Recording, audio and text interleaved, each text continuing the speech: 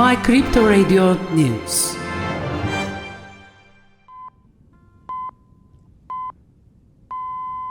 CNBC's famous economics and finance commentator Jim Cramer added a new one to his much-discussed comments and stated that Ripple could win the lawsuit filed by the SEC on Rip. Cramer, who made a program called Crazy Money on CNBC, the important organization of the US media, said that the SEC may not win the Ripple case and Ripple may pass a very important test. The SEC claims that these types of companies sell securities every day, Cramer said. The CFTC lawsuit against Binance is very different, but Ripple can win the SEC lawsuit.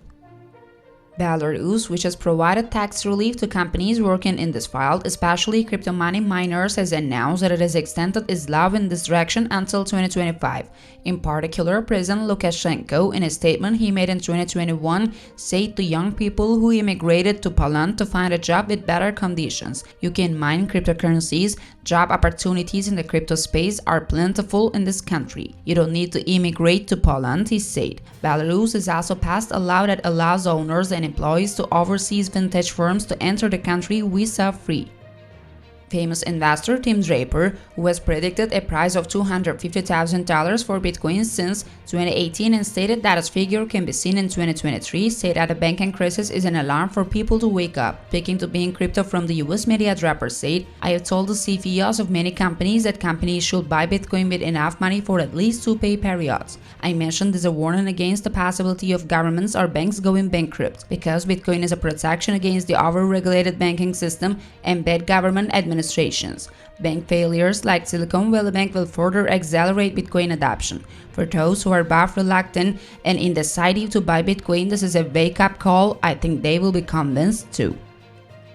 Jerry Gensler, chairman of the U.S. Securities and Exchange Commission, has requested $2.4 billion in funding to prevent abuses in the cryptocurrency industry, which he describes as the Wild West, saying that technological innovation in financial markets leads to unpredictable abuses, especially in the crypto money ecosystem. Gensler said, "Rapid technological innovation in financial markets has led to abuses in new and emerging areas, especially in the crypto money sector. Addressing this requires new tools, expertise, and resources." On the other hand, he stated that a significant portion of the $2.4 billion funding will be spent on hiring 170 additional personnel to work in the enforcement and review divisions of the SEC. Explaining that more than 750 criminal sanctions were imposed in the entire financial market in 2022, Gensler underlined that 30 of these actions were related to the crypto sector.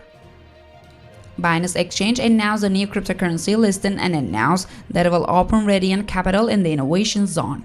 In the early morning of the listing news, investors bought from other exchange where the token was listed, and the RDNT price rose more than 30%. RDNT withdrawals on Binance will be started tomorrow at 10 a.m. In a statement, it was also stated that a zero commissions policy will be applied from the transactions to be made in the RDNT TUSD parity. Against the U.S. Securities and Exchange Commission, cryptocurrency exchange BIXI and its executives filed a lawsuit on the grounds that it did not register as a brokerage house, clearing company, or stock exchange. Gerber Gravel, Commission's Director of Sanctions, said in a statement on the subject that the BIXI exchange put its investors at very serious risks. In the claims of the commissions, it is stated that a founder, Hamza Spin, earned $8 million in unregistered income from the BIXI token, and $900,000 of this money was used for personal expenses, including gambling games.